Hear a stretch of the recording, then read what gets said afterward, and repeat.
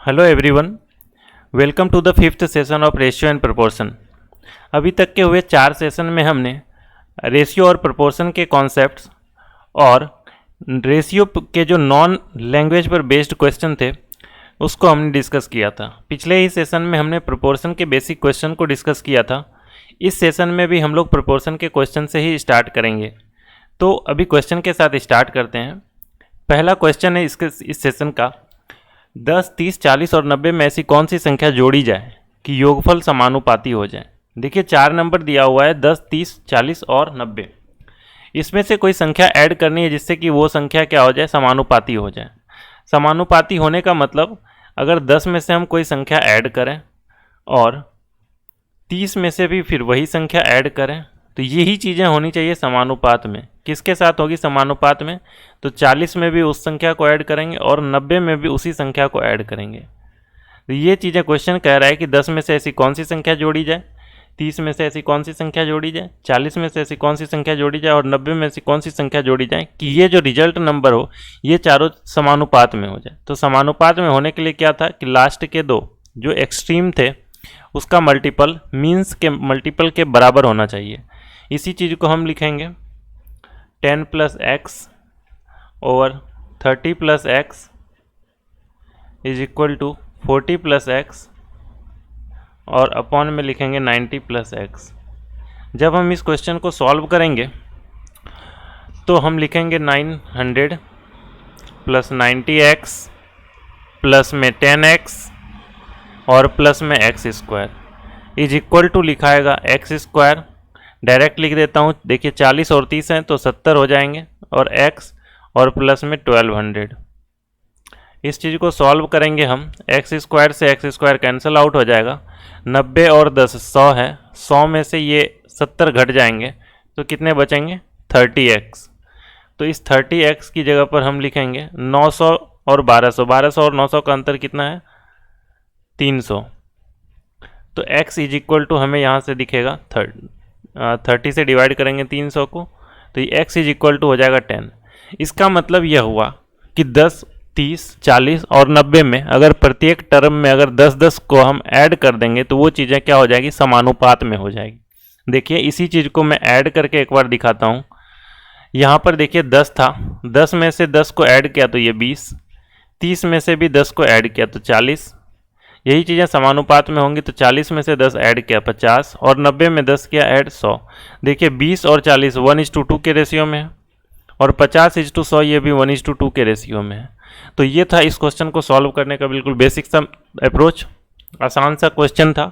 तो इस क्वेश्चन का आंसर हो जाएगा ऑप्शन नंबर ए। ठीक है, देखिए इस क्वेश्चन को सॉल्व करने का एक और तरीका है, उस तरीके को भी देख लेते हैं। थोड़ा सा समझिएगा, बाकी तरीका काफ़ी आसान है, समझने में बस थोड़ा सा ध्यान रखिएगा।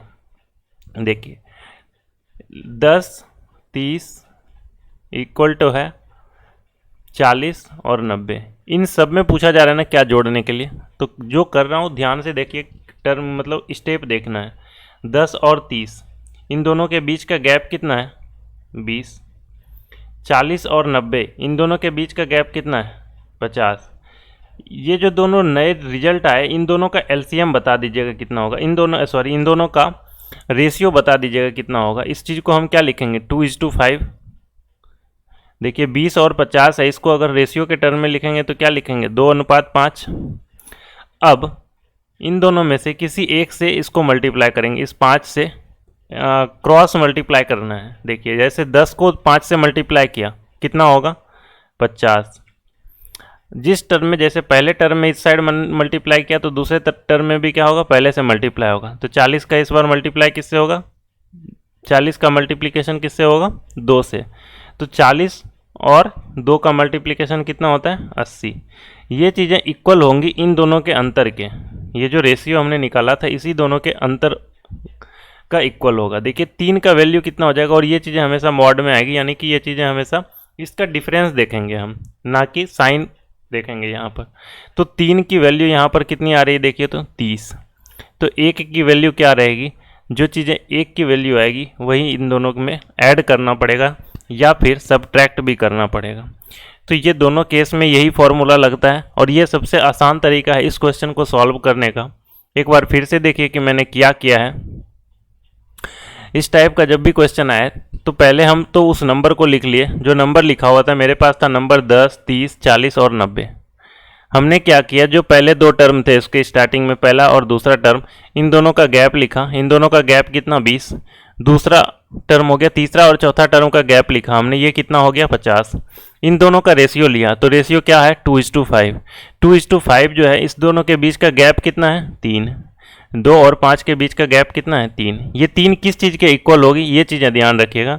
यहाँ से इसको क्रॉस मल्टीप्लाई करना है हमें, ये चीज़ें ध्यान रखने वाली चीज़ें हैं कि इसको क्रॉस मल्टीप्लाई करना है, किसके साथ मल्टीप्लाई करना है ये भी देखिएगा। अगर इस साइड पहले टर्म से मल्टीप्लाई किए तो इक्वल के बाद के भी पहले टर्म से ही मल्टीप्लाई होगा ये चीज़। 10 को अगर 5 से मल्टीप्लाई किए तो 40 को 2 से मल्टीप्लाई करना पड़ेगा। अगर 30 को 5 से मल्टीप्लाई किए तो 90 को 2 से मल्टीप्लाई करना पड़ेगा। ये चीज़ें ध्यान रखनी थी, ठीक है। अब देखिए 10 गुना 5 50, 40 गुना 2 80। इन दोनों के बीच का डिफरेंस लेना है। डिफरेंस कभी भी निगेटिव नहीं होता है ना, डिफरेंस कभी भी क्या होगा, निगेटिव नहीं होता। तो यहाँ पर अब हमें क्या करना था, इसके बाद 3 के बराबर में हो गई 30, तो 1 की वैल्यू निकाल करके लाए हम, तो 1 की वैल्यू कितनी हो गई 10। ये जो 10 आया, यही 10 या तो ऐड करना पड़ेगा या तो घटाना पड़ेगा। दोनों टाइप के क्वेश्चन बनते हैं कि कौन सी संख्या जोड़ी जाए या कौन सी संख्या घटाई जाए, तो संख्या समानुपात में हो जाए, ठीक है। दोनों केस में सेम ये तरीके का अप्लाई कर, सेम तरीके को अप्लाई करेंगे और सॉल्व करेंगे हम क्वेश्चन को, ठीक है। अगला क्वेश्चन देखिएगा, 32, 42, 62 और 82 में से प्रत्येक में से क्या घटाएं कि एक दूसरे के वो समानुपाती हो जाए। देखिए बेसिक तरीका जो पहले बता ही दिया, तो इसमें हम बेसिक तरीका नहीं बताते हैं, बेसिक की जगह एक और तरीका देख लेते हैं हम कि इस चीज़ को अगर हमें ऑप्शन से करना पड़े तो कैसे करेंगे। ऑप्शन से ही करना सबसे आसान होता है ऐसे तो, जब ऑप्शन सबसे छोटा छोटा ऑप्शन बिल्कुल देखिए छोटा छोटा दिया हुआ हो, जैसे 3, 5, 7 इस टाइप के हैं, तो ये ऑप्शन छोटे छोटे हैं, तो इसको हमें सब्ट्रैक्ट करना ज़्यादा आसान रहेगा। तो अगर हम इसे ऑप्शन से करेंगे तो वो तरीका सबसे आसान लगेगा। देखिए 32 - 3, ऐसा यहाँ पर पहले इसको लिख लेते हैं प्रोपोर्शन में, 32, 42 प्रोपोर्शन में आएगा 62 एंड 82। देखिए 32 - 3 सब में क्या कर रहा है, घटाने के लिए कर रहा है। अगर इसमें 3 घटाएंगे तो यहाँ पर क्या होगा 29, इसमें भी 3 घटाएंगे तो ये चीज़ें क्या होगी 59। अब देखिए जो रेशियो इस साइड में, इन दोनों का मल्टीप्लिकेशन, इन दोनों का रेशियो वही होगा जो इन दोनों का रेशियो होगा, इस टाइप से। जैसे अगर यहाँ पर सब देख ही लीजिए, ये 39 लिखेंगे और ये चीज़ें क्या लिखेंगे हम 79। अब देखिए इन दोनों का मल्टीप्लिकेशन इन दोनों के मल्टीप्लिकेशन के बराबर होनी चाहिए, या यूँ कहें कि जो रेशियो इसका है वही रेशियो इसका होना चाहिए। तो ये देखिए 29 तो क्या है, एक अभाज्य संख्या है, इसका इसके साथ रेशियो 29 ही रह जाएगा यहाँ पर, या फिर यहाँ पर 29 होनी चाहिए या फिर 29 का कोई मल्टीपल होना चाहिए था। यही चीज़ें मैं पहले बता रहा था, यहाँ पर या तो 29 होता है या 29 का कोई मल्टीपल होता है, लेकिन यहाँ पर क्या है 59। इसका मतलब इसमें 3 नहीं घटाएंगे हम। तो दूसरा क्या है 5 अगर घटा करके देखें तो 32 - 5 कितना होता है 27। और यहाँ पर देखिए 62 - 5 कितना होता है 57। 42 - 5 कितना 37। ये देखिए यहाँ पर 42 में अगर 5 घटाते हैं तो 37, या तो यहाँ पर 37 या फिर 37 का कोई मल्टीपल, क्योंकि ये चीज़ें क्या है अभाज्य संख्या है। तो 82 - 5 करेंगे तो कितना 77। ये देखिए इन दोनों का मल्टीप्लिकेशन इन दोनों के मल्टीप्लिकेशन के बराबर नहीं होगा, या फिर यूँ कहें कि इन दोनों का रेशियो इन दोनों के रेशियो के बराबर नहीं है, तो ये ऑप्शन भी गलत। तीसरा ऑप्शन है 7। अगर 7 घटा करके देखें तो 32 - 7 कितना होता है 25। 42 - 7 कितना होता है 35।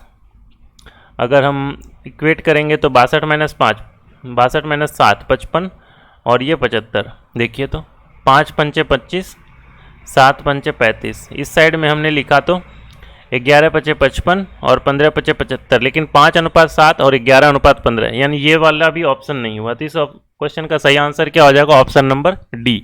अब डी देख लेते हैं एक बार चेक करके भी हम कि अगर 2 घटाएंगे तो ये हो जाएगा 30, ये हो जाएगा 40। देखिए इंक चेंज कर लेते हैं और इक्वल टू हो जाएगा ये, और ये इक्वल में हो जाएगा। देखिए इस साइड में ये 60 और इस 2 में 80। ये देखिए 30 दूनी 60, 40 दूनी 80। ये चीज़ें समझ में आई, 30 दूनी 60, 40 दूनी 80। जो रेशियो इस साइड वही रेशियो इस साइड।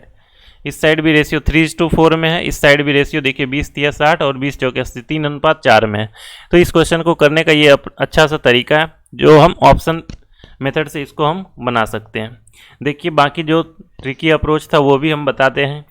जैसे ये 32, 42 इक्वल में था 62 और 82।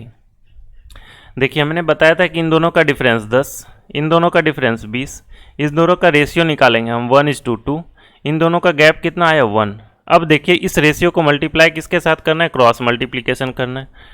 एक बार देखिए 32 को 2 के साथ और 62 को 1 के साथ, तो 32 को 2 के साथ मल्टीप्लाई कीजिएगा तो कितना होता है 64। 32 को 2 के साथ मल्टीप्लाई किया तो 64 और 62 को 1 के साथ मल्टीप्लाई किया तो कितना होगा 62। एक की वैल्यू क्या आएगी यहाँ से देखिएगा 2।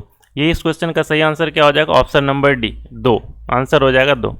ये तो था अगर हम पहले टर्म से मल्टीप्लाई करें, दूसरे टर्म से भी आप खुद से मल्टीप्लाई करके देखिएगा, सेम रिजल्ट आना है। देख लीजिए एक बार 42 दूनी 84 और 82 गुना 1 82, 42 दूनी 84 था और 82 गुना 1 82, इन दोनों का भी डिफरेंस कितना 2, और ये चीज़ें आएगी भी किसके इक्वल, इन दोनों रेशियो के बीच में जो गैप है इसके इक्वल।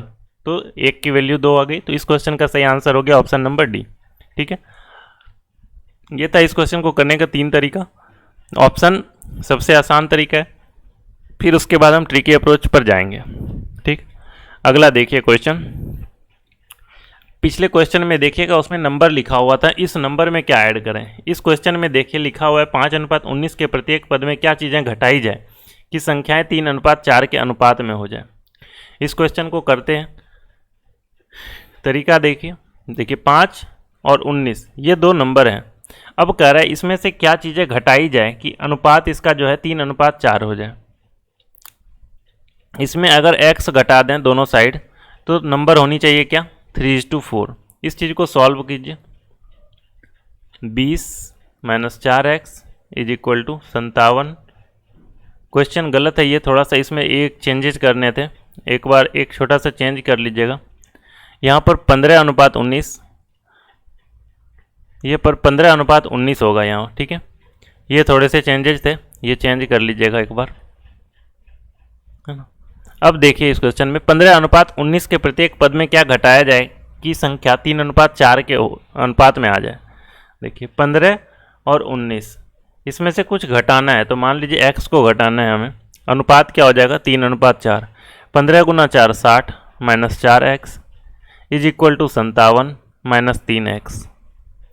यहाँ से देखिए 4x को इस साइड लेकर के आइए x, और 60 - 57 हो जाएगा आंसर 3। ठीक है, तो ये x मान करके भी अगर इस क्वेश्चन को बनाए तो ज़्यादा लेंदी प्रोसेस नहीं होता, आसान ही होता है। इस क्वेश्चन को भी सॉल्व करना इतना ज़्यादा टिपिकल नहीं है। ठीक है, इस क्वेश्चन को ये करने का दूसरा एक तरीका था। दूसरा तरीका है, इस तरीके का हम लोग काफ़ी ज़्यादा यूज़ में लेंगे, इस तरीके को हम लोग काफ़ी ज़्यादा यूज में लेंगे। जो तरीका अभी जान रहे हैं इसको हम क्रॉस प्रोडक्ट मेथड भी बोलते हैं। देख लेते हैं क्या होता है। देखिए पहला संख्या दिया हुआ है 15, दूसरा संख्या दिया हुआ 19, 15:19 कह रहा है कि क्या घटाएं। मान लीजिए कुछ घटा रहे हैं कि अनुपात 3:4 हो जाए। क्वेश्चन को करने का तरीका देख लीजिएगा। इसका गैप देखिए ऊपर में कितना है 4, नीचे का गैप कितना है 1। इस गैप से ऊपर वाले को मल्टीप्लाई कीजिए और ऊपर वाले गैप से दोनों नीचे के दोनों रेशियो से मल्टीप्लाई कीजिए। नीचे वाले के गैप से ऊपर वाले दोनों रेशियो को मल्टीप्लाई कीजिए, ऊपर वाले गैप से नीचे वाले दोनों रेशियो को मल्टीप्लाई कीजिए। देखिए 15 गुना 1 15, 19 गुना 1 19, लेकिन यहाँ पर अगर मल्टीप्लाई कीजिएगा तो 4 गुना 3 12, 4 गुना 4 16। देखिए पहले रेशियो था 15:19, अब उसमें से कुछ चीज़ें घटा दी हमने और अब रेशियो बच गया मेरे पास 12:16। तो अब देखिए कौन सी संख्या हमने घटाई, कौन सी संख्या घटाई हमने 3। ये 3 हो जाएगा इस क्वेश्चन का सही आंसर, क्योंकि यहाँ पर भी डिफरेंस 1 है, 1 का वैल्यू 3, तो इस क्वेश्चन का सही आंसर हो जाएगा 3। ठीक है, ऑप्शन नंबर ए हो जाएगा इस क्वेश्चन का सही आंसर। ये था दूसरा तरीका, ये क्रॉस प्रोडक्ट मेथड बोलते हैं हम लोग, है ना, क्रॉस प्रोडक्ट मेथड। इस पर बेस्ड सेशन भी लेकर के आएंगे। जो सवाल को सॉल्व करने में सबसे आसान तरीका होता है, ये काफ़ी तेज़ी से इससे सॉल्व होता है। ठीक, अगला देखिएगा, A/B है, प्रत्येक पद में कितनी मात्रा जोड़ी जाए ताकि उसका अनुपात C/D हो जाए। ठीक, इस क्वेश्चन को भी कर सकते हैं हम किस तरह से। देखिए A/B दिया हुआ है नंबर, अगर हम इसमें x जोड़ दें और नीचे वाले में भी x जोड़ दें तो नंबर होना चाहिए C/D। इस क्वेश्चन को सॉल्व कीजिए खुद से भी। ट्राई कीजिए, वीडियो को पॉज करके रोक करके इसको सॉल्व करने की खुद से भी कोशिश कीजिए, ठीक है।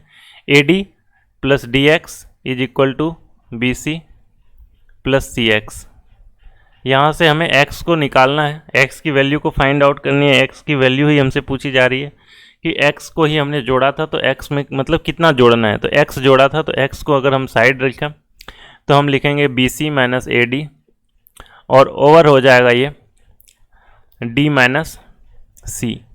देखिए कौन से ऑप्शन है, BC माइनस AD, कोई ऑप्शन नहीं, माइनस कॉमन अगर ले लेते हैं, या x is equal to AD minus BC upon C minus D। Minus को कॉमन ले लिया हमने ऊपर और नीचे से, तो ऑप्शन नंबर D हो जाएगा इस क्वेश्चन का सही आंसर।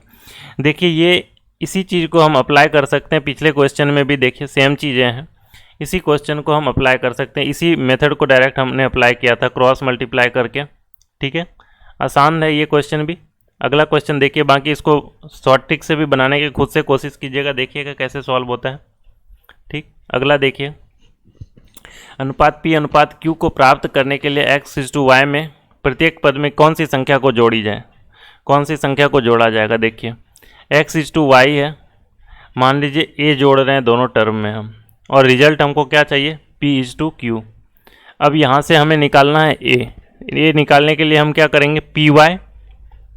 देखिए यहाँ से PY और माइनस में हो जाएगा QX, और ओवर देखिए क्या हो जाएगा, QA माइनस PY, यानी कि Q माइनस P। ऑप्शन देख लीजिए A इज इक्वल टू ये होगा, क्या है, PY माइनस QX अपॉन में Q upon Q minus P।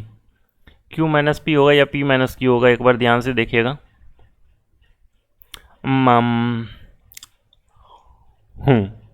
ये सही है, ऑप्शन नंबर इसका B हो जाएगा आंसर, ठीक है। देखिए यहाँ पर भी माइनस कॉमन ले लेंगे तो क्या हो जाएगा, QX माइनस PY, और अपॉन में हो जाएगा P माइनस Q, तो ऑप्शन नंबर B हो जाएगा इस क्वेश्चन का सही आंसर। बाकी कैलकुलेशन का खुद से ध्यान रखिएगा, खुद से कैलकुलेट करने की पहले कोशिश कीजिएगा, ठीक।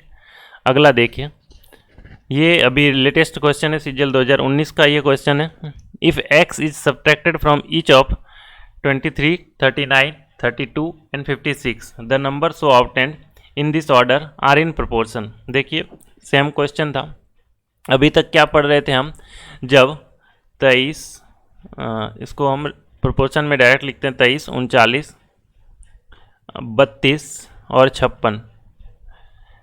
हम जान रहे थे कि इसमें से x जोड़ेंगे या x घटाएंगे तो ये चीज़ें प्रोपोर्शन में आएंगी, तो वो चीज़ें हम डायरेक्ट ऑप्शन से पिक कर लेते थे, तो वो चीज़ें क्या हो जाती थी, आसान। लेकिन इसमें क्या कर रहा है, इसमें ये नहीं पूछ रहा है कि हमें क्या जोड़ना है क्या घटाना है, बस हमें ये बोला जा रहा है कि x जोड़ा x घटा, इसके बाद क्वेश्चन आगे भी है, तो इसमें हमें क्या निकालना ही पड़ जाएगा कि x की वैल्यू क्या है, यानी कि क्या जोड़ा जाए या क्या घटाया, जो भी चीज़ें पूछी गई। x इज सब्ट्रैक्टेड बोला जा रहा है, क्या घटाया जाए, तो हमें पहले क्या देखना है, इन दोनों के बीच का डिफरेंस, कितना डिफरेंस है, 23 और 39 के बीच का 16, 32 और 56 के बीच का डिफरेंस 24, इन दोनों के बीच का रेशियो हमें पता चल रहा है 2:3। हमने बताया था क्रॉस मल्टीप्लाई करेंगे, 32 दूनी 64, 23 या 69 और 64 के बीच का डिफरेंस कितना, 5। ये 5 किस चीज़ के बराबर होगा, इन दोनों के गैप के, यानी एक का वैल्यू 5। इट मीन्स जो x है, यानी कि जो चीज़ें इसमें घटानी थी वो चीज़ें हमें घटानी क्या थी, 5। इट मीन्स यहाँ से पता चला हमें x का मतलब हो गया 5, और 5 ही ये संख्या है जिसको हम घटाएंगे तो ये चीज़ें क्या है, प्रोपोर्शन में आ जाएंगी। ठीक है, आगे देखते हैं। अगला आगे दिया हुआ है, what is the mean proportion between x plus 4 and 3x plus 1। देखिए x की वैल्यू 5 और x प्लस 4 बोला जा रहा है, x प्लस 4 क्या हो जाएगा 9, और 3x प्लस 1 यानी 16।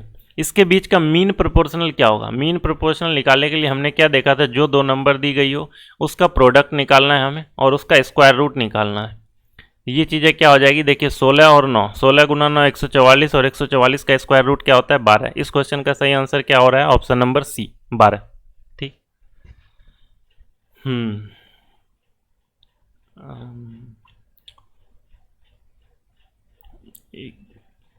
अगला देखिएगा, when x is added to each of 2, 3, 30 and 35, then the number obtained in this order are in proportion. What is the mean proportion between x plus 7 and x minus 2? Same तरीका apply कीजिए, 2, 3, इस side में क्या है 30 and 35।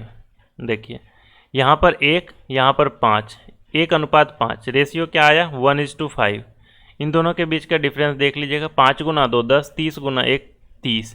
इन दोनों के बीच का difference कितना हो रहा है, 4 की वैल्यू कितनी हो रही है, 20 हो रही है क्या, 30 गुना 1 30 और 5 दूनी 10, यानी इस दोनों के बीच का वैल्यू कितना 20, यानी 1 की वैल्यू यहाँ से पता चली 5। It means x is equal to हमें पता चला 5। x की वैल्यू जब 5 है तो क्वेश्चन में पूछा जा रहा है x प्लस 7 और x माइनस 2 के बीच का मीन प्रोपोर्शनल क्या होगा, x प्लस 7 यानी कि x plus 7 is equal to 12 और x minus 2 is equal to 3। इन दोनों के बीच का मीन प्रोपोर्शनल निकालने का मतलब बताया था, इन दोनों को मल्टीप्लाई करेंगे और इसका स्क्वायर रूट निकाल लेंगे, तो ये हो जाएगा मीन प्रोपोर्शनल, है ना। Mean proportional is equal to 6 हो जाएगा। यहाँ से इस क्वेश्चन का सही आंसर हो जाएगा ऑप्शन नंबर डी। ठीक, अगला देखिएगा, if a by x minus Y is equal to b by y minus z is equal to c upon z minus X where none of the individual ratio is zero, कोई भी individual ratio zero के बराबर नहीं है। ठीक है, what is the value of a plus B plus C. देखिए बड़ी अच्छा सा क्वेश्चन है, बड़ा ही अच्छा सा अलजेब्रा का क्वेश्चन है ऐसे, लेकिन जब हम लोग अलजेब्रा पढ़ेंगे तब भी ये चीज़ें देखेंगे। यहाँ पर जो चीज़ें हैं ये प्रोपोर्शन से रिलेटेड हैं, तो चलो प्रोपोर्शन से रिलेटेड भी हमने पढ़ लेना। a upon x minus Y is equal to दिया हुआ है b upon Y minus Z is equal to है c minus Z upon X. इन सब के बराबर हमने क्या माना k। अब इसमें दो चीज़ ध्यान देने हैं, पहले ये देखना है कि हमें पूछा क्या जा रहा है, x plus a plus B plus C. A plus B plus C देखिए इसका न्यूमरेटर पार्ट है, और हम क्या जानते हैं कि अगर इन सब को ऐड कर दें न्यूमरेटर को डिनोमिनेटर को तो कोई फ़र्क नहीं पड़ना। तो एक बार ऐड करके देखिए a प्लस बी प्लस सी, यहाँ से हमें a प्लस बी प्लस सी पता चल जाएगा। और नीचे वाले टर्म में देखिए x, यहाँ पर सारी चीज़ें क्या हो जा रही, कैंसिल आउट हो जा रही, यानी कि नीचे में क्या बच रही है, जीरो।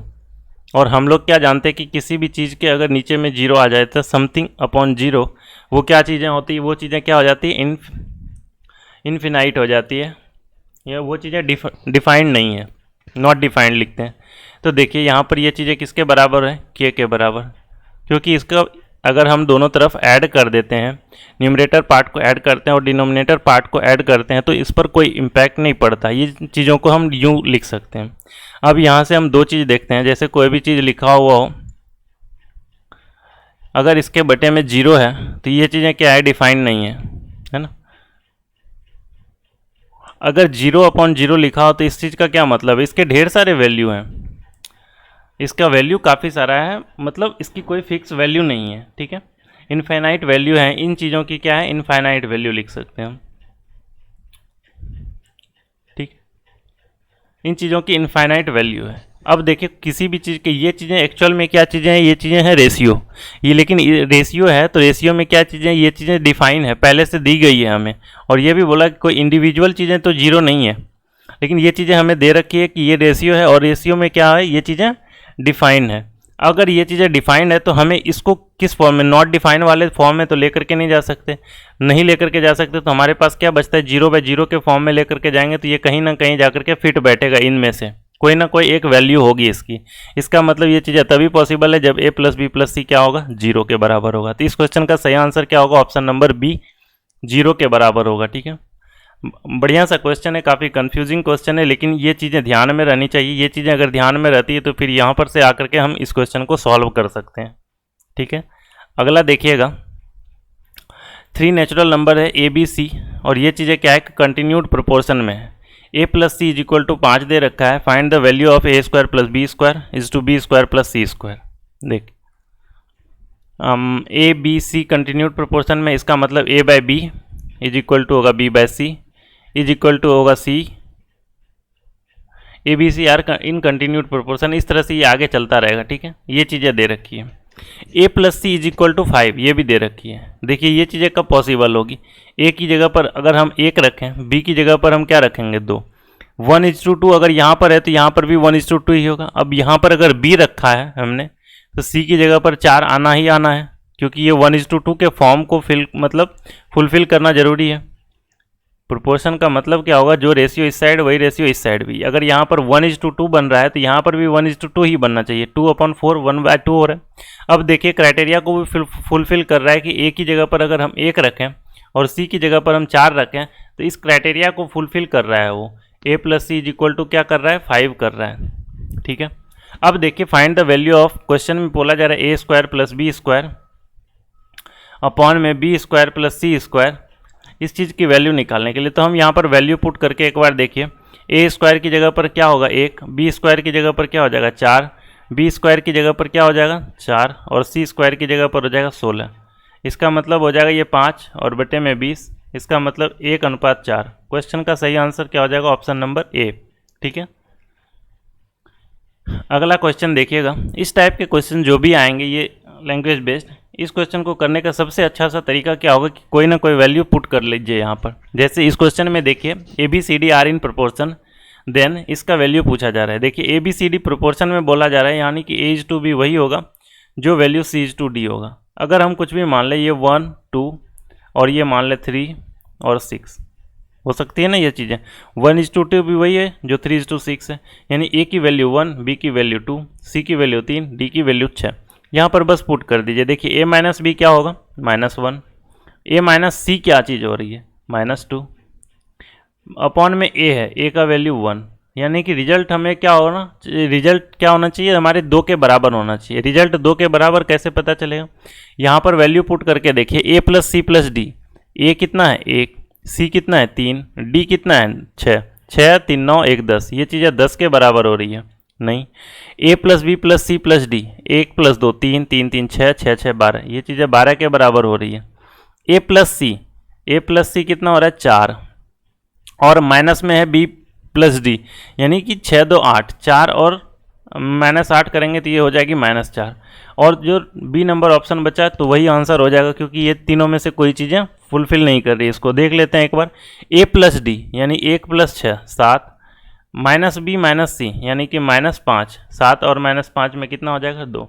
इस चीज़ों को फुलफिल कर रहा है ऑप्शन नंबर बी, इस चीज़ को ये सेटिस्फाई कर रहा है, इसलिए ऑप्शन नंबर क्या हो जाएगा बी हो जाएगा इस क्वेश्चन का सही आंसर। ठीक है, ये था इस क्वेश्चन को करने का सबसे बेहतरीन तरीका यही होगा कि इस क्वेश्चन को हम वैल्यू पुट करके बनाएं तो ज़्यादा आसानी से बनेगा। इस क्वेश्चन में भी देखिए सेम तरीका है, वैल्यू पुट करके हम कुछ भी वैल्यू पुट करके अगर बनाएंगे तो ज़्यादा आसानी से ये क्वेश्चन सॉल्व हो सकती है।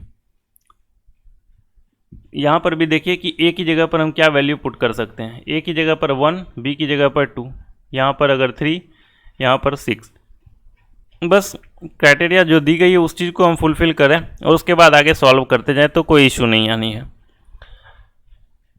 अब देखिए ई की जगह पर हम क्या लिखेंगे, 4 8, कुछ भी लिख करके हम पुट करके एक बार बना सकते हैं, 5 10, इस तरह से लिखा और हमने इस चीज़ को सॉल्व किया। इस चीज़ को जब सॉल्व करेंगे और इसमें वैल्यू पुट करेंगे हम कहीं पर, तो वो चीज़ें हमें पता चल जाएगी कि क्या है, किस चीज़ का हमें कौन सी वैल्यू सेटिस्फाई कर रही है, और जो वैल्यू सेटिस्फाई करेगी वही चीज़ें उसका आंसर होगी। जैसे देखिए ए ई प्लस बी एफ, ए और ई को मल्टीप्लाई करेंगे, ए की जगह पर क्या था 1। अब इसमें देखिए कोई भी चीज़ें कॉमन तो है नहीं, ए इंटू ई कितना है 4, बी इंटू एफ क्या है 2 × 8 16, और रेशियो में है ए ई अपॉन बी एफ, यानी कि ए ई माइनस बी एफ है, सॉरी 4 - 16 कितना होता है 4 और -16। इस चीज़ को हम फ्रैक्शन के फॉर्म में अगर लिखेंगे तो देखिए लिखेंगे हम 20 और अपॉन में -12, इट मीन्स -5 और बटे में 3, यानी -5/3 किस वैल्यू मतलब कौन से ऑप्शन में वैल्यू को पुट करने के बाद आंसर -3 आता है, ये चीज़ें हमें चेक करनी है। देखिए पहला है ई प्लस एफ 8 4 12 और ई माइनस एफ 12 और बटे में -4, ये चीज़ें नहीं होगी। इस तरह से ये वाली भी ऑप्शन नहीं होगी, क्योंकि ई माइनस एफ -4 होता है और बटे 12, यानी कि -1/3 हो जाएगा। अब ये वाली ऑप्शन देख लीजिए एक बार, option number C. Option number C में क्या है कि सी और जी को मल्टीप्लाई कीजिए, 3 × 5 15 और plus D into H, D क्या है 6 और एच क्या है 10, 10 × 6 60। इसी तरह से यहाँ पर है 15 और माइनस में 60, 15 और 60 कितना होता है 75 और माइनस में 45। देखिए तो 3 × 15 और 5 × 15, इट मीन्स ये -5/3 है। ऑप्शन नंबर सी ही हो जाएगा इस क्वेश्चन का सही आंसर। ठीक है, आसान था ये भी, बस वैल्यू को पुट करना है और सॉल्व करना है क्वेश्चन को। अगला देखिए, ये भी क्वेश्चन बेसिकली हम लोग जब अलजेब्रा पढ़ेंगे तब अलजेब्रा में हम देखेंगे इसको डिटेल से, और भी तरीके देखेंगे इस क्वेश्चन को सॉल्व करने के, बट यहाँ पर हम एक शॉर्टकट अप्रोच से इसको सॉल्व करके आगे बढ़ते हैं। देखिए 2 to the power x is equal to 4 to the power y is equal to 8 to the power z।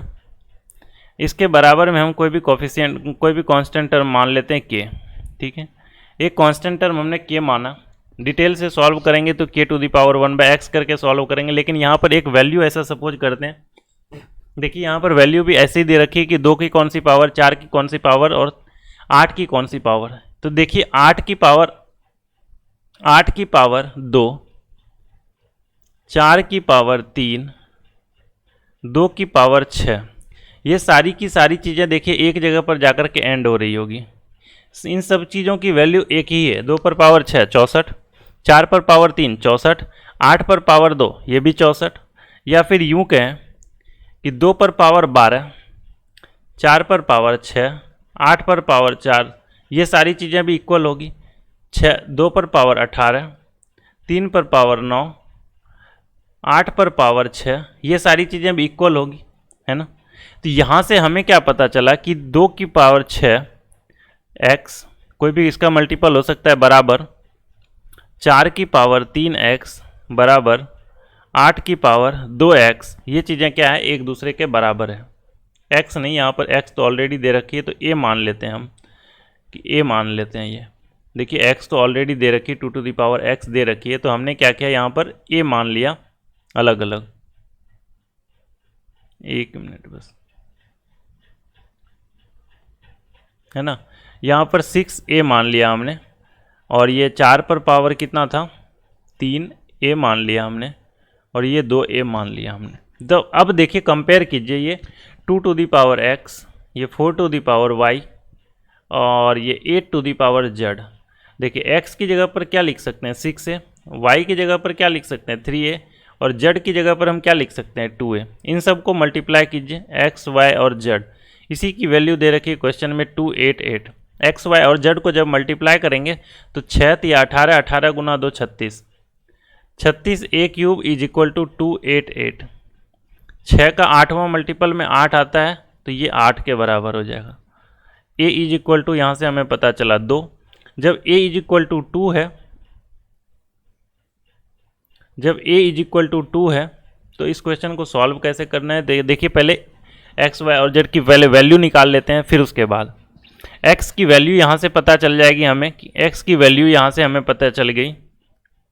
देखिए a की जगह पर अगर हम 2 पुट करेंगे तो यहाँ पर x की वैल्यू पता चल गई 12। इसी तरह से y की वैल्यू हमें पता चल गई 6, एंड z की जो वैल्यू होगी वो पता चल गई हमें 4।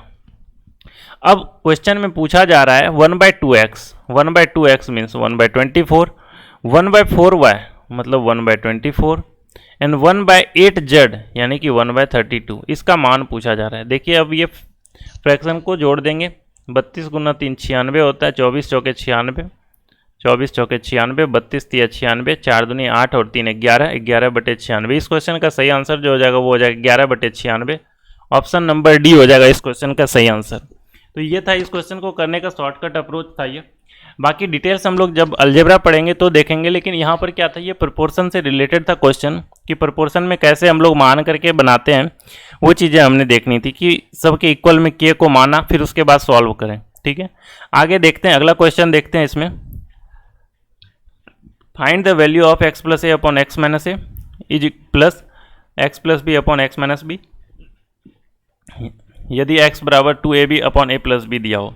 देखिए हमने पढ़ा था componendo and dividendo, C&D rule पढ़ा था, उसमें क्या था, if a upon b is equal to c upon d है, देन हमने पढ़ा था कंपोनेंडो इसका a plus b a minus b, ये इक्वल होगा c plus d over c minus d के। यही चीज़ें हमने पढ़ी थी। अब देखिए इस चीज़ को और इस चीज़ को कंपेयर कीजिए तो देखिए कुछ चीज़ें सिमिलर दिख रही होगी कि ऊपर में जो चीज़ें प्लस है वही चीज़ें ऊपर नीचे में माइनस है। अगर जहाँ पर भी ऐसे फिगर दिखे, ऐसे चीज़ें दिखे हमें, तो हमें ये समझना है कि यहाँ पर कंपोनेंडो एंड डिविडेंडो लगा है। तो अब हमें क्या करना है कि इस चीज़ को हम x/a लिख सकते हैं क्या, एक्स बाय ए लिख सकते हैं क्या, कि किसी ना किसी चीज़ के ये बराबर दिया होगा, उसके बाद ये कंपोनेंडो एंड डिविडेंडो लगाया गया होगा, तब जाकर के ये ऊपर वाली चीज़ें आई होंगी, है ना। इस चीज़ को हम एक्स बाय बी लिख सकते होंगे कि किसी न किसी चीज़ के बराबर ये चीज़ें दे रखी हो, उसके बाद इसको सी एन डी लगाया गया होगा। तो पहले एक्स बाय ए और एक्स बाय बी निकालते हैं इस चीज़ से। देखिए एक्स बाय ए अगर निकालेंगे तो इस साइड लिखना पड़ेगा मुझे 2b अपॉन में a प्लस बी। इसी तरह से जब हम x बाय बी निकालेंगे तो हमें लिखना पड़ेगा 2a upon a plus B. अब यहाँ से अगर सी एन डी लगाते हैं तो हमें मिलता है x प्लस ए और x माइनस ए, और इज इक्वल टू अगर हम लिखेंगे तो 3b प्लस ए और ओवर हो जाएगा a प्लस बी। इस साइड भी अगर सी एन डी लगाते हैं तो x plus b x minus B और इज इक्वल टू हो जाएगा हमें 3a plus B over a, sorry 2b minus, यहाँ पर देखिए ये 2b माइनस, यहाँ पर ऐसा होगा कि 2b माइनस ए माइनस बी हो जाएगा, यानी कि a माइनस बी हो जाएगा यहाँ पर ना बीच में, यहाँ पर बीच में क्या हो जाएगा a माइनस बी हो जाएगा, और यहाँ पर भी क्या हो जाएगा 2a माइनस ए और माइनस बी, यानी कि a माइनस बी। ठीक है, गलती हुई, यहाँ पर b माइनस ए है, सॉरी ये देखिए यहाँ पर 2b माइनस ए माइनस बी है, तो ये ख़त्म हो जाएगी और b माइनस ए बच रहा है यहाँ पर।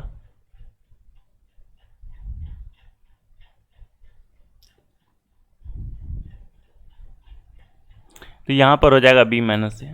अब देखिए x minus A, sorry x plus A upon x minus B और x plus B upon x minus B, इन दोनों को जोड़ते हैं, इन दोनों इक्वेशन को हम जोड़ करके देखेंगे तो लेफ्ट हैंड साइड में हमें मिलेगा x plus A X minus A plus x plus B over X minus B. देखिए यहाँ पर जो क्वेश्चन में दे रखी थी यही चीज़ें हमें यहाँ पर अभी मिल गई क्या। अब दोनों के राइट साइड को अगर हम जोड़ दें, देखिए जो चीज़ें ऊपर में जो चीज़ें यहाँ दे रखी थी वही चीज़ें हमने यहाँ निकाल ली। अब इन दोनों के राइट साइड को भी जोड़ते हैं, तो राइट साइड को डायरेक्ट जोड़ करके देखिए यहाँ पर b माइनस ए है, यहाँ पर a माइनस बी है, इन सब का अगर एलसीएम हम a माइनस बी रखें, a माइनस बी अगर लिखें तो ये चीज़ें क्या होंगी। देखिए ऊपर में ये चीज़ें सारी की सारी चीज़ें माइनस में हो जाएगी, यानी कि माइनस ए माइनस 3b और प्लस में 3a और प्लस b। इसी चीज़ को सिर्फ इसको हम सॉल्व कर रहे हैं। देखिए 3a माइनस ए क्या हो जाएगा 2a और माइनस में 2b ओवर हो जाएगा a माइनस बी। अब यहाँ से अगर 2 को कॉमन ले लेंगे तो a माइनस बी बच जाएगा और बटे में भी a माइनस बी है, तो ये चीज़ें सॉल्व करेंगे तो हम आगे क्या लिखेंगे 2। इस टाइप के हर एक क्वेश्चन की वैल्यू 2 ही होगी। इस क्वेश्चन में ये काफ़ी ज़्यादा फेमस क्वेश्चन है, इसमें हर एक क्वेश्चन जो भी आएंगे इस पर बेस्ड, इसके हर एक क्वेश्चन के मान 2 ही आएंगे जब तक कुछ छेड़छाड़ ना की जाए। और वो छेड़छाड़ क्या होती है, वो जब हम अलजेब्रा पढ़ रहे होंगे तो वहाँ से बिल्कुल इसके डिटेल्स में देखेंगे और इस पर कम से कम 10 से 12 क्वेश्चन प्रैक्टिस करेंगे हम लोग। हर एक टाइप के क्वेश्चन इस पर बताऊंगा, 10 से 12 क्वेश्चन एटलीस्ट होंगे इस पर प्रैक्टिस करने के। कब इसकी वैल्यू 2 नहीं होती ये भी देखेंगे हम लोग, बट अभी यहाँ पर हम प्रोपोर्शन का यूज करते हुए जो CND को बताना था मुझे वो चीज़ें ध्यान में रखते हुए बस सिर्फ इतना ही बता रहा हूँ, क्योंकि सेशन भी लंबा होगा इसके कारण। ठीक है, तो इस क्वेश्चन को करने का ये बेसिक सा तरीका था। बाकी ट्रिक भी यही है कि इस क्वेश्चन में कहीं भी देखेंगे तो ऑप्शन नंबर बी, मतलब जहाँ 2 होगा इस क्वेश्चन का सही आंसर, जहाँ 2 दिखे वही आंसर होगा मोस्ट प्रोबेबली। अभी तक अगर कुछ नहीं आता है तो बस सिर्फ इसका आंसर 2 होगा। बाकी डिटेल्स हम लोग अलजेब्रा में देखेंगे इस क्वेश्चन के। ठीक है, जो भी इस पर और ज़्यादा क्वेश्चन बन सकते हैं इसकी वेराइटीज़ को। ठीक है, अगला क्वेश्चन देखिए x plus y plus z, ये भी उसी तरह से अपने प्रोपोर्शन पर बेस्ड है ये question. x plus y plus z की वैल्यू पूछी जा रही है, तभी अभी हमने ये क्वेश्चन देखा था एक, जहाँ पर 0 समथिंग अपॉन 0 का फॉर्म बन रहा था, वो क्वेश्चन भी इसी पर बेस्ड था। ठीक है, इस क्वेश्चन में भी सेम सा अप्रोच है, वो लगाइए। देखिए जो इसके न्यूमरेटर पार्ट हैं, अगर इन सबको हमने ऐड किया तो x plus y plus z, और ओवर में क्या लिखेंगे, देखिए यहाँ पर x a x b, इन सब चीज़ों को अगर हम ऐड करते हैं तो यहाँ से x को कॉमन कीजिएगा, यहाँ से x को हटाइएगा और यहाँ से x को हटाइएगा। ठीक है, x y z, यहाँ पर x y z, ये चीज़ें थोड़ी सी उल्टी लिखी हुई है यहाँ पर।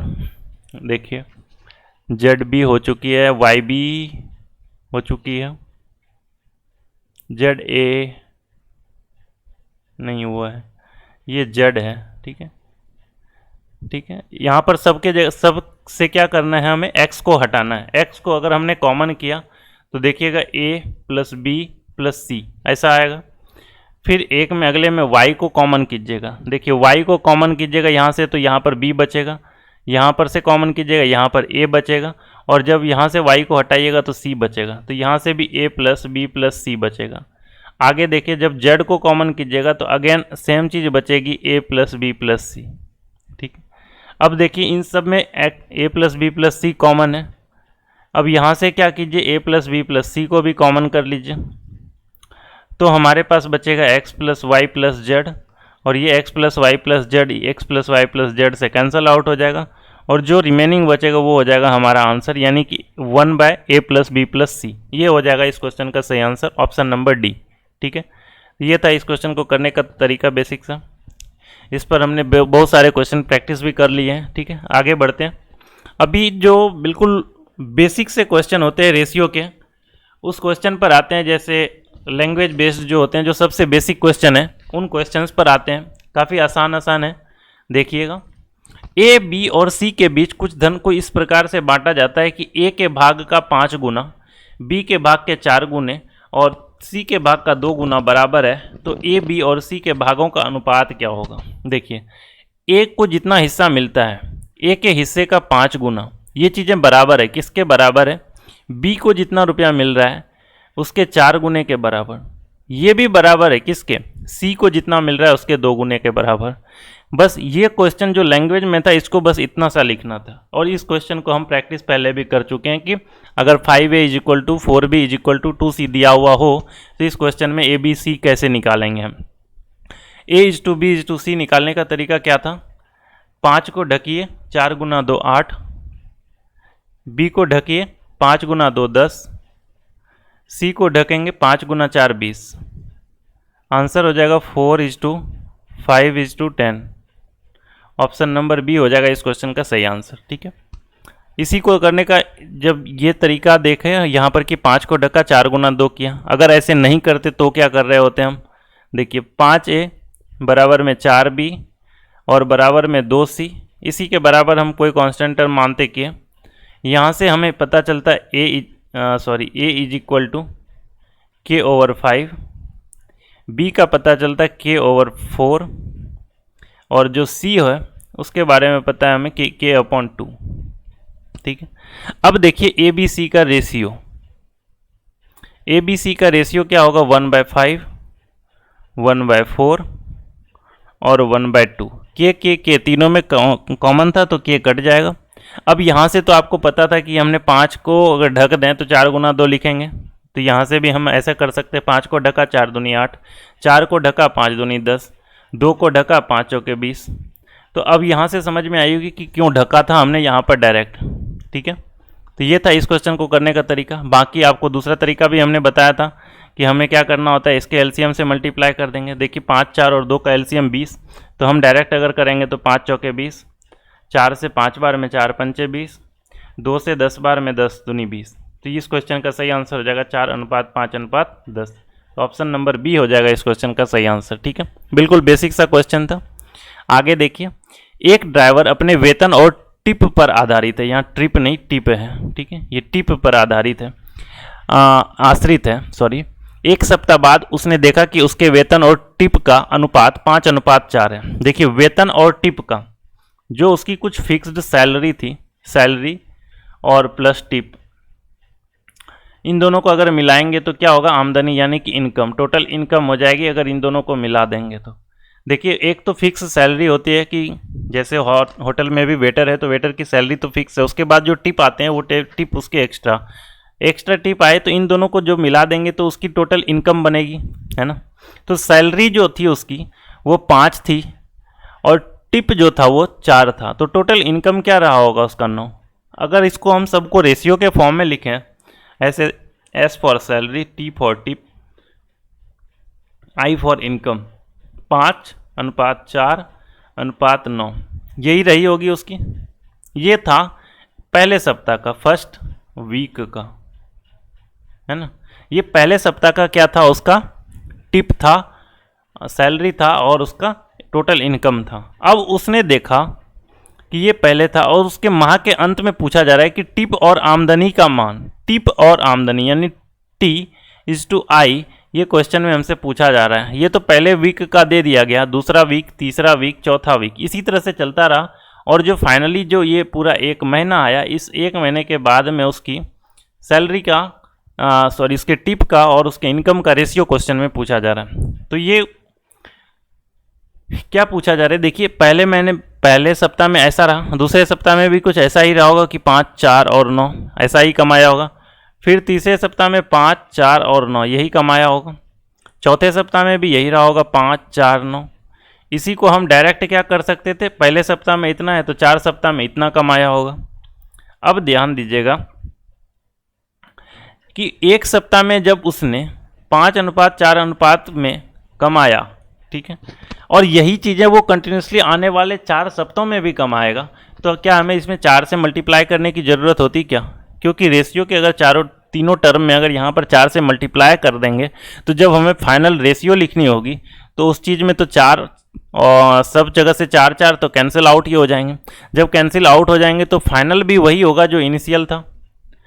अगर कोई चेंजेज ना अगर कोई चेंजेज ना आए हो उसमें, तो जो पहले वीक का उसका इनकम का रेशियो था वही उसके पूरे महीने में चलेगा, पूरे साल में वही चलेगा, है ना, तब तक वही चलेगा जब तक उसमें कोई चेंजेज ना हो। ठीक है, ये चीज़ें समझनी थी।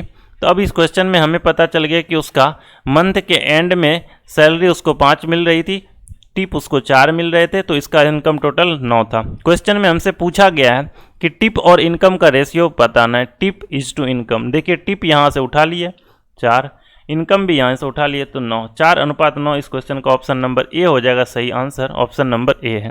ठीक है, अगला देखिए, यदि x को y और z के हिस्से का 3/5 हिस्सा मिला, देखिए x को मिला कितना पैसा मिला, y और z के हिस्से का 3/5 हिस्सा मिल गया, किसको, x को, तथा y को z और x के हिस्से का 1/3 हिस्सा मिला, तो 100 रुपया टोटल है, 100 रुपया है टोटल, और इसमें z का हिस्सा बताना है कि z को कितना रुपया मिलना चाहिए।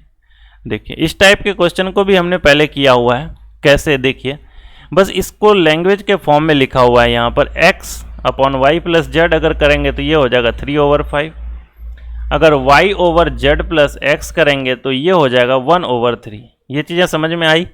अब देखिए इस चीज़ में, देखिए यहाँ पर x + y + z है, यहाँ पर भी अगर x + y + z है, तो जो वैल्यू इन दोनों का सम यहाँ पर है वही सम यहाँ पर भी होनी चाहिए। लेकिन हमने देखा कि ऊपर में 8 है, नीचे में 4 है, दोनों जगह इक्वल होना चाहिए। इक्वल करने का तरीका क्या है, इक्वल करने का तरीका आपको पता है कि यहाँ पर हमें क्या है, 2 से अगर मल्टीप्लाई कर देंगे तो ये 8 हो जाएगा, और ऊपर में 8 ऑलरेडी है, तो 2 से मल्टीप्लाई कर दीजिए तो 2/6 हो जाएगा। देखिए मल्टीप्लाई करना है मतलब इसके न्यूमरेटर को भी, इसके डिनोमिनेटर को भी, इसके अंश को भी और इसके हर को भी, दोनों पार्ट को मल्टीप्लाई किया, तो 1 को 2 से मल्टीप्लाई किया 2, 3 को 2 से मल्टीप्लाई किया 6।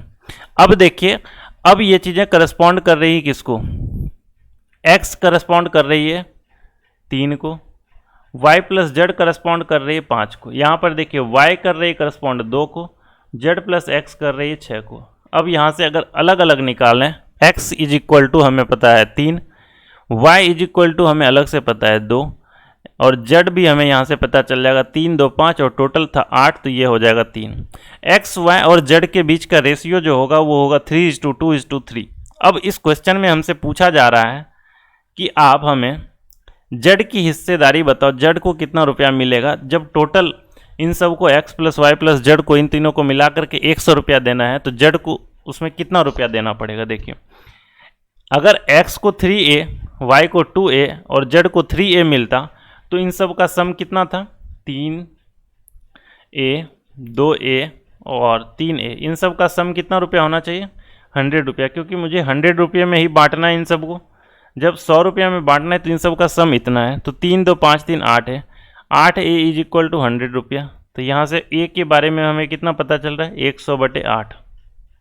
क्वेश्चन में हमसे पूछा जा रहा है कि z की वैल्यू बता दीजिए, z की वैल्यू कितनी है आप बताओ, 3a, तो 3a की वैल्यू क्या हो जाएगी, 100/8 और गुना में 3। देखिए 2 चौके 8, 25 चौके 100 और 25 × 75 और बटे में 2, कितना होता है 37.5 रुपया। ऑप्शन नंबर सी हो जाएगा, इस क्वेश्चन का सही आंसर है ऑप्शन नंबर सी। ठीक है, देखिए ये चीज़ें जो हमने की, इन चीज़ों को करने की ज़रूरत नहीं पड़ती अभी। क्यों नहीं पड़ेगी ये देखिए, बस इतने से, बाकी चीज़ें तो ये करनी ही थी एनी हाउ।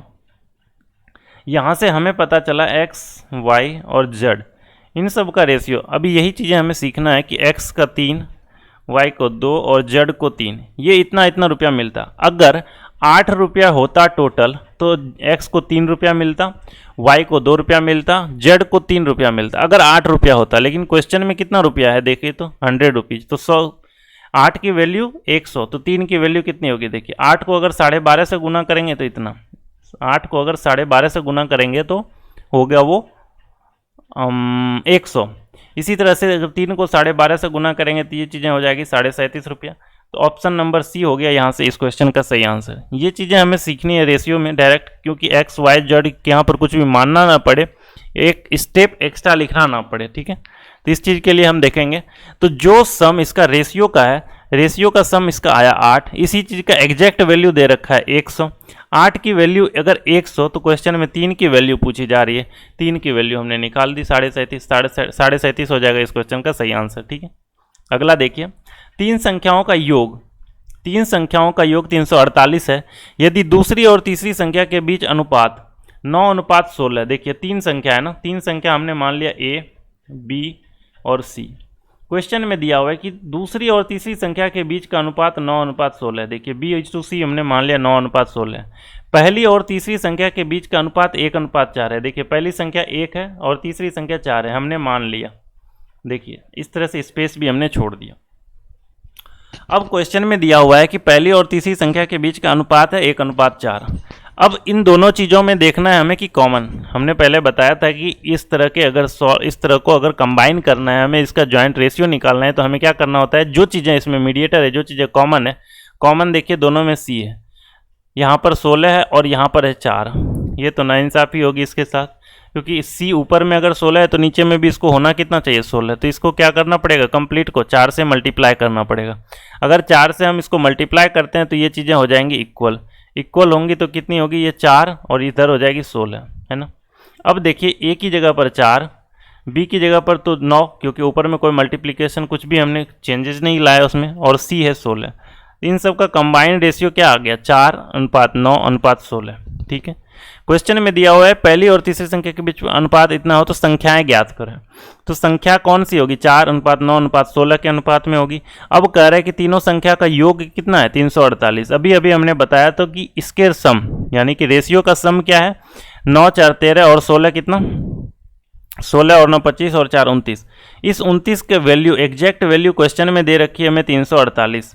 एक की वैल्यू निकाल लीजिए, यहाँ से एक की वैल्यू देख लीजिए क्या होगा। देखिए तो 9 का कौन सा मल्टीप्लिकेशन, ये कौन सा मल्टीपल है, 9 दूनी 18, यानी कि ये 12 के बराबर है। एक का वैल्यू क्या है 12, तो ये चीज़ें हो जाएंगी 48, ये चीज़ें हो जाएगी बरनमा 108, बर 16 192, यानी कि 48 108 और 92। ठीक है, ये तीनों नंबर कौन से, ये देखिए यहाँ रेशियो नहीं है, ये सारी नंबर्स में पूछी गई है ना, ये रेशियो लिखा गया है, ये रेशियो नहीं नंबर पूछा गया। तो 192 108 और 48 हो जाएगा इस क्वेश्चन का सही आंसर। ठीक, ऑप्शन नंबर सी। देखिए अगला क्वेश्चन देखिए, 7800 रुपये को बांटना है। ए बी और सी और डी के बीच में इस तरह से बांटा जाता है कि a b b c c d ये सारे 3:2 के अनुपात में पाते हैं। तो इन सब का एक कंबाइंड रेशियो निकालिए पहले, ए बी सी और डी। देखिए सबको मिलते कितने में, A/B कितना है 3:2, यहाँ से लिख दिया 3:2। बी और सी भी कितना है 3:2, ये भी लिख दिया हमने 3:2। सी और डी भी 3:2, इसको भी लिख दिया हमने 3:2। अब देखिए 3 तिया 9 तिया 27, 3 दूनी 6 तिया 18, 2 दूनी 4 और तिया 12, 2 दूनी 4 दूनी 8। तो इसका कंबाइंड रेशियो आपको निकालने आता है, खुद से ट्राई कीजिएगा, तेज़ी से निकालने की कोशिश कीजिएगा, है ना। कंबाइंड रेशियो का आ गया इसका 27:18:12:8। अब टोटल पैसा है 7800 रुपया। रेशियो में इन सब का सम देखिए 27 18 45 45 12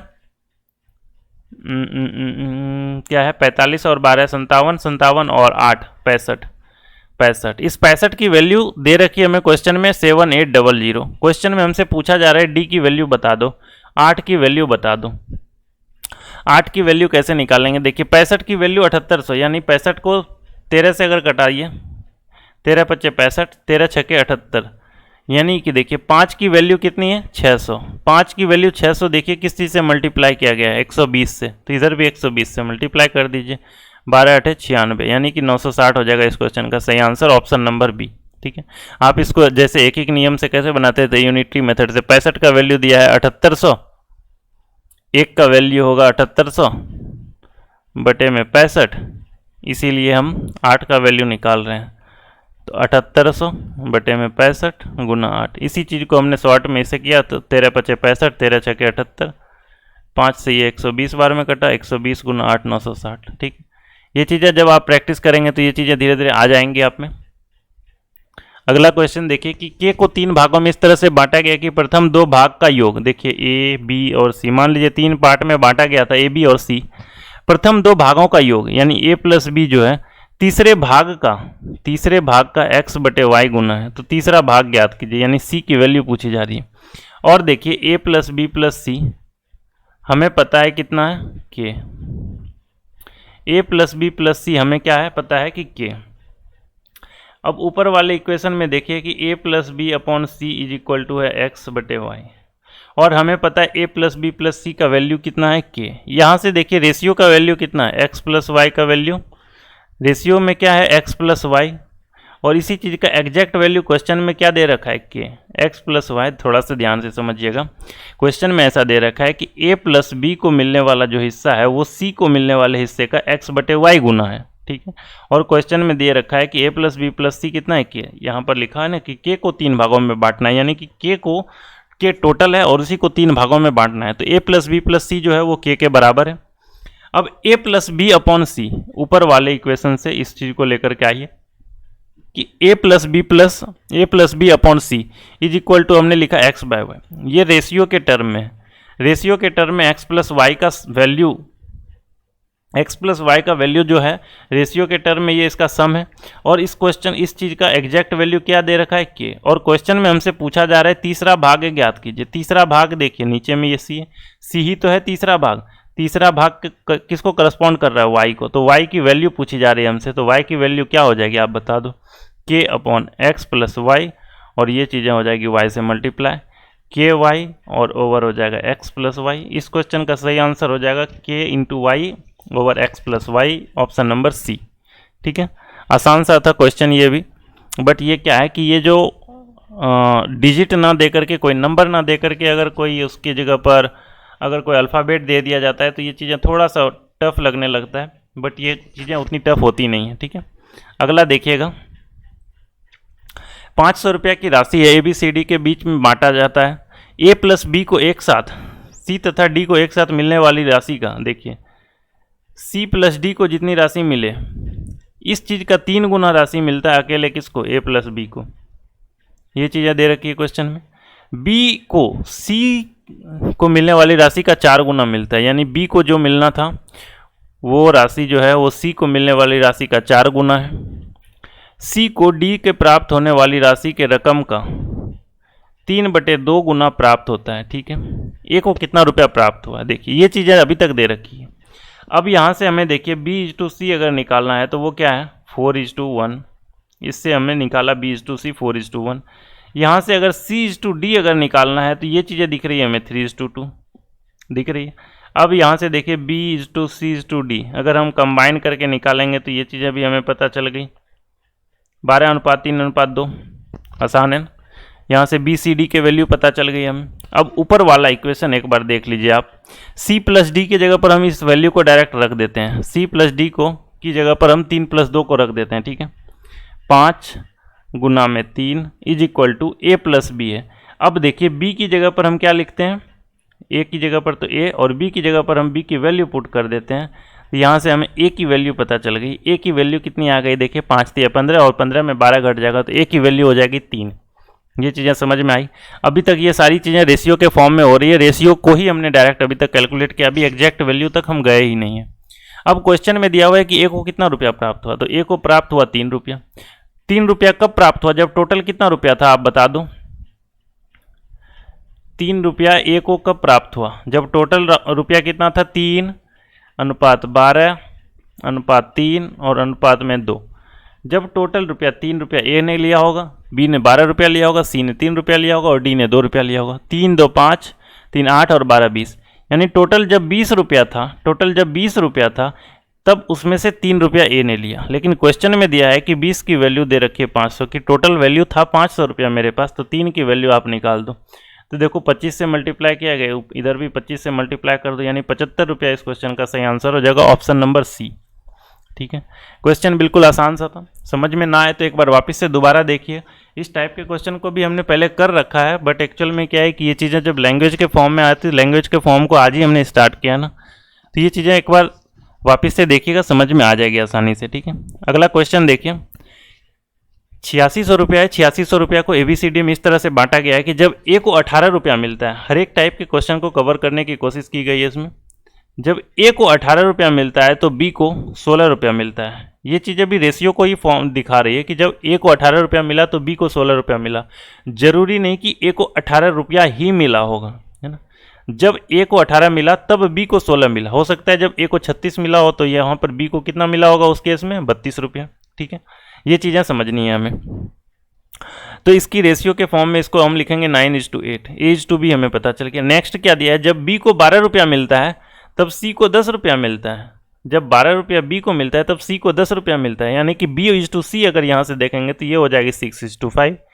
जब सी को 8 रुपया मिलता है, तब डी को 6 रुपया मिलता है। जब सी को 8 रुपया मिलता है तो डी को 6 रुपया मिलता है। इट मीन्स इसका रेशियो जो होगा वो हो जाएगा 4:3।